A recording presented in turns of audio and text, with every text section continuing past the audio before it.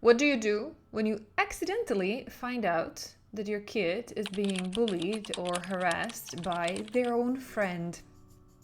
Because, I mean, it's kind of simple and straightforward, right? If there's like a mean kid, bully at school, then you just go to the teacher. Sometimes you might even need to go to their parents and you just sort it out. Mama bear protection instinct, you go and protect your kid. But what if the kid tells you, no, mama, back off. This is my best friend who's hurting me, talking badly about me, pushing me to get money, my food, my things, and kind of like manipulating me.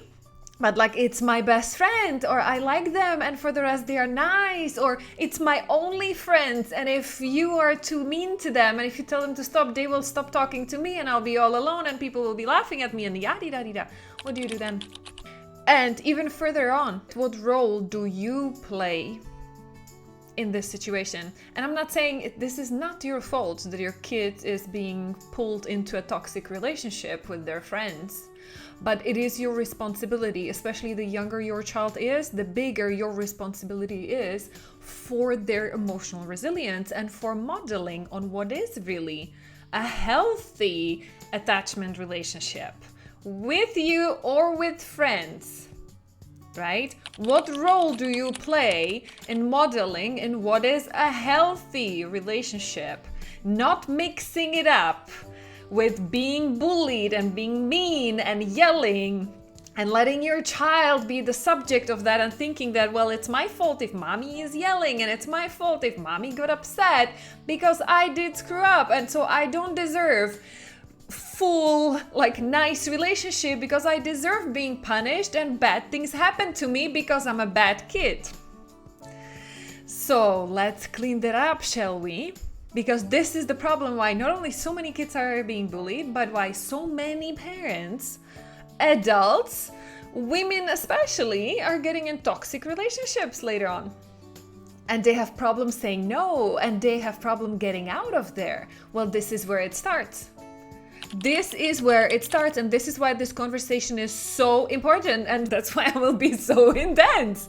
But isn't it time we start talking about it and start preventing some of these toxic cycles? So, if you're ready for that, and if you don't want your kids to repeat the mistakes you have made in some toxic relationships where you have been the victim throughout your life, then let me invite you inside this episode of the Zen Supermom Podcast.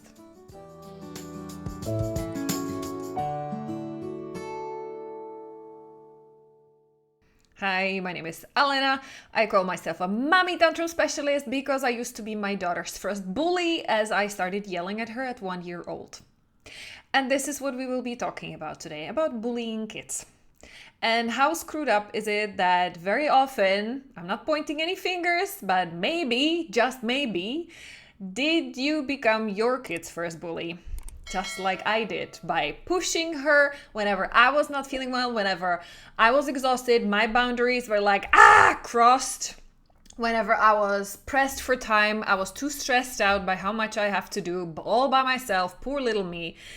Whenever all of these emotions were bubbling inside me, I was throwing it at my daughter and I was blaming her for my anger. So sometimes they were situations, like completely normal situations, like she was just taking too long to put on her coat, or she was like making jokes and running around thinking like, oh, what a funny game it is to play with mom if she tells me to get out now and I'm just running away from her. So cute, right? Well, there were days when I thought it was cute, and then there were days when it would just throw me over the edge and I would start yelling. And so then poor my daughter, where would she find the difference? Like, what's changed? Like, I'm just being playful kid, being by myself. And now one day mom yells and one day mom doesn't yell. So what I did, of course, subconsciously, like I would give my life.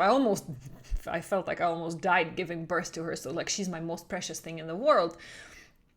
But how screwed up it was that I was her first bully. Because that's what bullies do. They feel so much pain that they want to inflict it on others so that then at least they would feel heard and seen. Like, okay, now finally understand how angry I am because now you're getting angry, or how sad, or how like, all these emotions. I told you not to do that you will get hurt and you did it. So good on you that you feel the pain because you deserve it, right? Yes, I'm very intense because that's how intense I felt it back then. Yeah, I can still remember it. Yeah. And this is then the screwed up effect it had on my daughter, because then what I was teaching her, that it's okay to mix love with unprocessed emotions like anger, blame, frustration, resentment, and all of this like rage. That's what I was teaching her that love is. While I was supposed to be the safe place, the unconditionally loving person, the role model on how to handle big emotions and tantrums, how was I expecting her to handle her tantrums when I couldn't handle mine? And I was so much older, I was supposed to have it already figured out, right? I didn't. This is what's blurred up the boundaries for my daughter about what love is. Because by exploding and then apologizing myself, my explosion for, yeah, because I was running out of time. Yeah, because you were not listening. It's your fault that I had to yell at her because you didn't listen.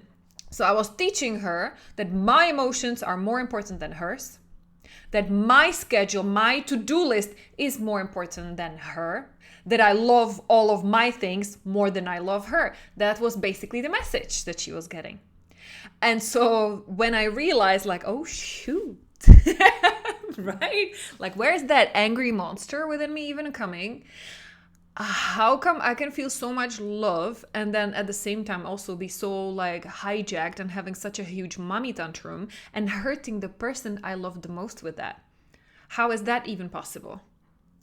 And I was scared that this is going to have an impact on her later on, and it confirmed. Because her first friend, best friend that she found when she was, 2 years old? Yeah, it started because she started going to Montessori school when she was 2. And there was a girl, and they became best friends. And the girl, over the years, she became a little bit toxic.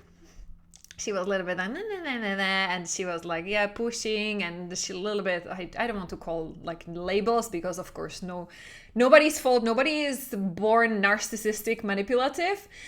It's all their own childhood and whatever was happening in their home. But that was the impact it had on my daughter. And this is exactly what I was struggling with, like telling her, but how can you let your friends treat you this way? And it hit me like, what am I telling my daughter? This is exactly what I'm doing to her myself either as well. Like whenever I get, like I'm not doing that 24/7, maybe like 95% of times I'm amazing moms, but those screwed up 5% when I would lose it, I was behaving exactly like this spoiled, bullying narcissist of a girl that I was telling my daughter to start avoiding and detaching from because she's not healthy, she doesn't mean well. I was doing the same. So I was like, how can I blame my daughter for not knowing the difference, for not knowing what a safe, like healthy relationship is, right? So this is where I had to start looking into cleaning up my own pile of poop, my own uncontrollable reactions, so that I can give her that healthy role model, right? I can give her like that feeling, what it feels like to be in a relationship that is unconditional. Doesn't mean that I need to let her run around and waste my time and be late for school every morning. Of course not. There need to be boundaries. But these boundaries are not punishments. They are not me in a controller, perfectionist freak, like a drill sergeant mom, putting the schedule above the relationship, right? So this is the mix-up. The problem is, and why it's coming up now, because yeah, this happened for me like 6-7 years ago. But it just came up now in one of the last group calls I had with my ladies inside the program, and even in the advanced level. It was so cute because there was a mom who was talking exactly about this. My kid, and they are with this, like, yeah, a person who's hurting them, but they're saying it's my best friend. And so the mom, she wanted to go and like, no, but like, stop it and let's stop this relationship. And it was even more intense a little bit. So her first instinct was, of course, to know, I need to go and protect my child. How come she's not getting it that this person is hurting her, this friend? And so with compassion, zero judgment, my question to her, and to you now, my question to her was, what will be the impact? What will be the impact if you would just forbid your child to stop seeing this friend? What is going to be the impact? What is your kid learning in that moment? What lesson, what message are they walking away with if you are the one who's making decisions about their friendships? Because no amount of explaining and logical thinking is going to work. If your kid has repeatedly told you this is what they want, and even if they're suffering in that relationship, they're not willing to let it go, what is you trying to meddle in it and trying to push them? What is that going to do? What is that going to do for your child's self-confidence, their feeling of self-worth? And how is that going to show up 20, 30 years later? Because this is something always, in a group of 10 women, there will be at least 3, 4, 5 who will be able to tell you that they have gone through toxic, abusive relationship with some exes. Always. Like that's at least, well, that's that's the group of women that I attract, because it's never just about the kids. We are carrying patterns that were impacting our lives since our childhood, and they showed up in different ways even before we became moms. And a woman who doesn't learn what healthy love attachment is, a woman for whom that attachment is mixed up, it's love and hate, it is friendship and manipulation and boundary pushing, it's love and anger, she will grow up seeking relationships. She will feel good only in relationships that have this screwed up mix as well. And she will think it's her fault. She will think that's the maximum she deserves. She's not worthy of more. And it's on her. She needs to do better so that the other person treats her better. She doesn't understand that people's behavior is a reflection of their own stuff. She thinks their behavior is a reflection of her unworthiness. Ta-da! Wake up call, moms. Wake up call. Unless you want your daughters and son to become victims of toxic relationships for the rest of their lives, it's time to let them learn the lesson as early as possible. Let them experience what happens when people are pushing their boundaries. Let them start experiencing saying no. In order for them to be able to say no to somebody else when they're hurting them, they need to be able to say no to you when you are hurting them. They need to understand that your anger explosions, that your uncontrollable emotions, your blaming, your resentment, your frustration, your stress have nothing to do with them. And it will take more than just you apologizing afterwards. It will take more than just you explaining how stressed and pressed for time you are. Explanations, words. That's exactly the same thing that their friends might be doing right now. All the toxic bullies and toxic partners later on down the line, they will be having the best explanations, the most rational, logical explanations in the world. That's not what your kids need. They need to understand that none of that is a reason for them to be mistreated by anybody, that they deserve better, that they deserve safe relationships where they can show up the way they are, on a good day, on a bad day. There can be limits, there can be boundaries. If they make mistakes, they will apologize. But they need to understand they don't deserve to be punished for somebody else's emotions. Yes, it starts with you. It starts in your home. So before you start giving lectures about what kind of friendships they should be looking at, clean up your own relationship with your child. Yes. If I made you mad, if I got you triggered, I have 100% compassion for you. I understand. If this is the first time you're realizing the connection and the link, it will be absolutely freakingly, intensely intimidating and too direct. So I have nothing but compassion for you. Let me give you a hug. And also, once you breathe through it and once you realize like, okay, well, shoot. Yeah. Then take a breath. Nothing is lost. It's never too late. And as I said, it's not your fault, huh? You're the first victim here, huh? Somebody did exact same thing to you when you were growing up. And this is not to throw our parents under the bus. They did the best they could with what they knew. But it's time to stop the mad cycle, isn't it? You don't want your kids to repeat your own mistakes because that will only take them where you are. Low self-confidence, low self-worth, struggling with having healthy relationships, either people-pleasing and putting everybody first, self-sacrificing like a victim just to make them happy and grab some breadcrumbs of appreciation and respect, while you are stuffing all of your emotions inside and feeling so unseen and not heard and not understood. Or you bulldozing. That's what I was like. I was in the mix of between people pleasing and then bulldozing over people. Like, they hurt me, okay, so I either like step right back, or I put my ice queen face. Like, so often when they were like bullshit breakups, I immediately turned into an ice queen and I said, you know what, you're right, bye, ciao. And I was gone. And they were like, what? Like, no emotions, nothing? And I was like, no, ice queen. Well, I ran away already. I was like, I justified in my head. I was like, I never want to look at this relationship at this guy again. It's like, I'm out of here. Which meant then I didn't learn any lessons. I didn't go back to like say, okay, what is it? What are the red flags that I missed so that I can learn and for the next time I can avoid making the same mistake? No, I ran away. I closed the chapter. It's like, poof, close the book. Bye. I did not learn any lessons. So then of course the next relationship was exactly the same thing. I kept repeating it because I never learned. I ran away from it. So there might be different, you see, like different shades, like, 50 shades of gray, 50 shades of black, whatever color. Your symptoms, your situation might not be exactly as I described it, but look for the pattern. Look for the pattern.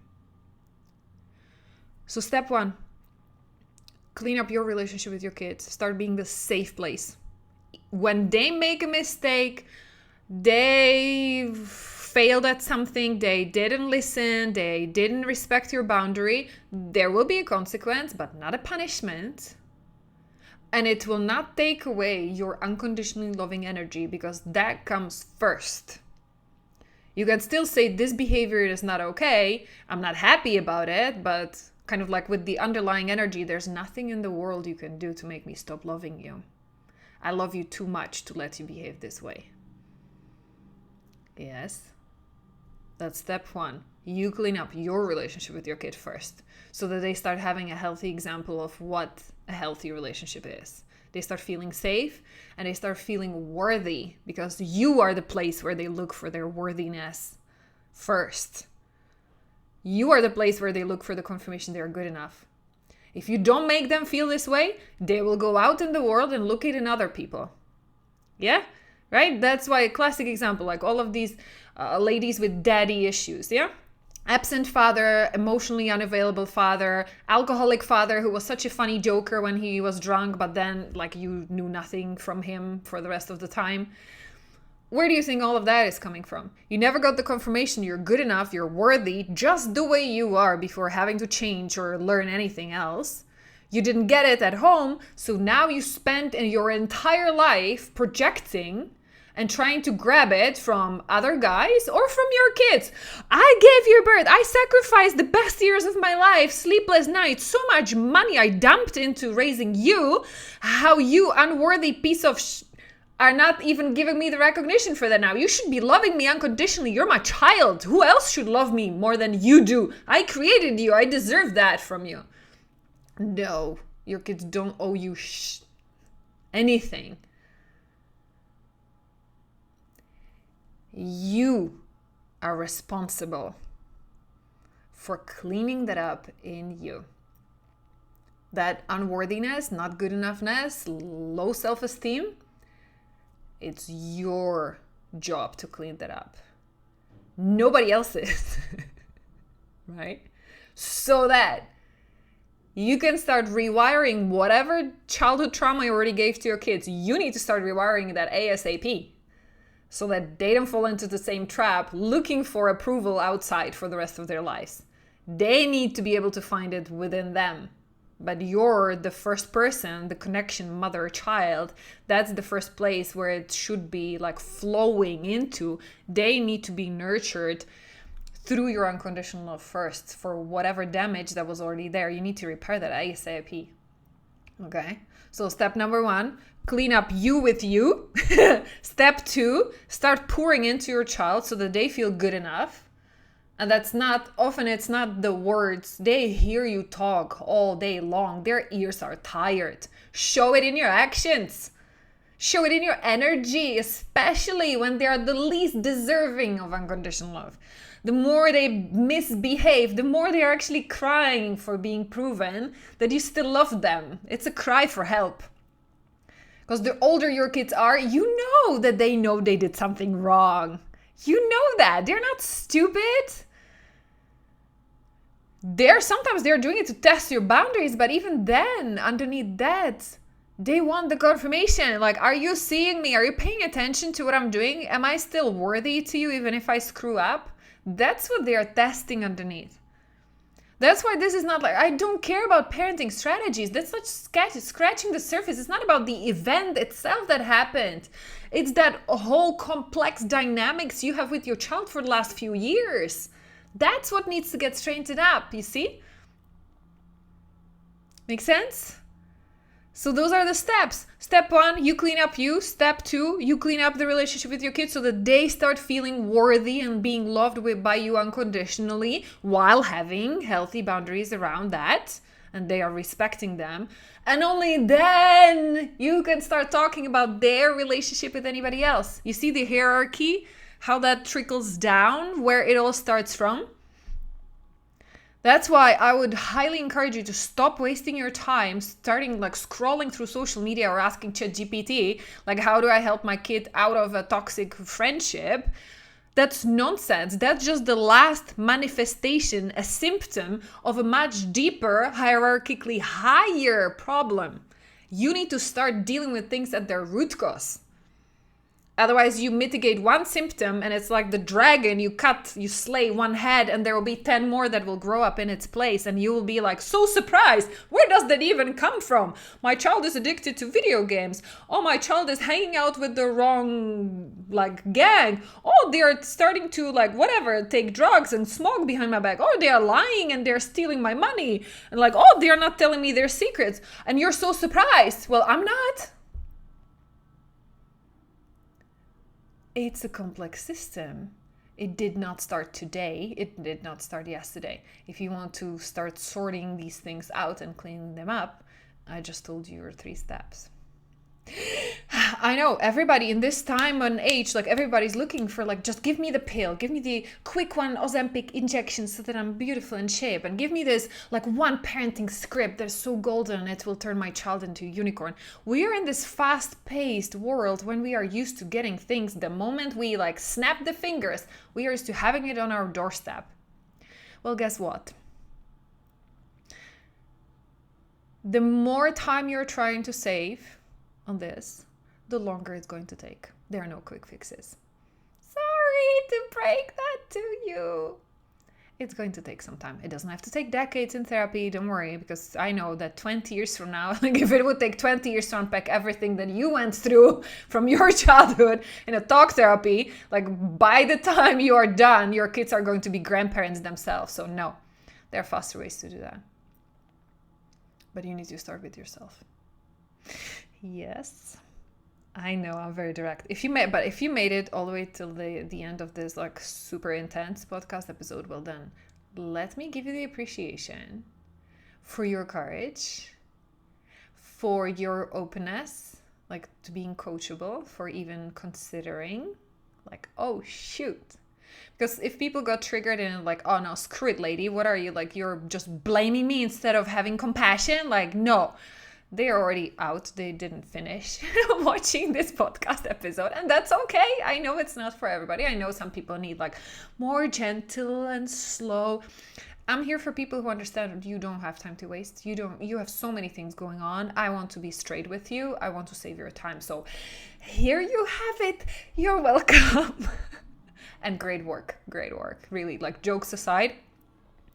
There's only a small portion of people on this planet who are open to being challenged and who are open to their own growth. Not because they're masochists, feeling I deserve to feel the pain.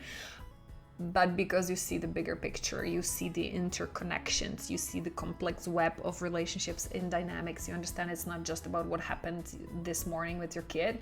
You understand actually, ooh, this goes all the way back and even to my childhood and my parents. Like, my parents are not like to blame because they went through maybe even deeper stuff. Well, let's have the courage to say it stops now. I choose differently. I choose to break this generational trauma of not feeling good enough and for being just like, okay, in whatever toxic relationship, okay, it's better than being alone, it's fine. No, you're saying, no, it stops with me and it will stop with my child. So, bravo for having the courage. Well done. And yeah, let's see. Start looking in. I think the first step, if you want to start taking like some real action, I would encourage you to sit in silence.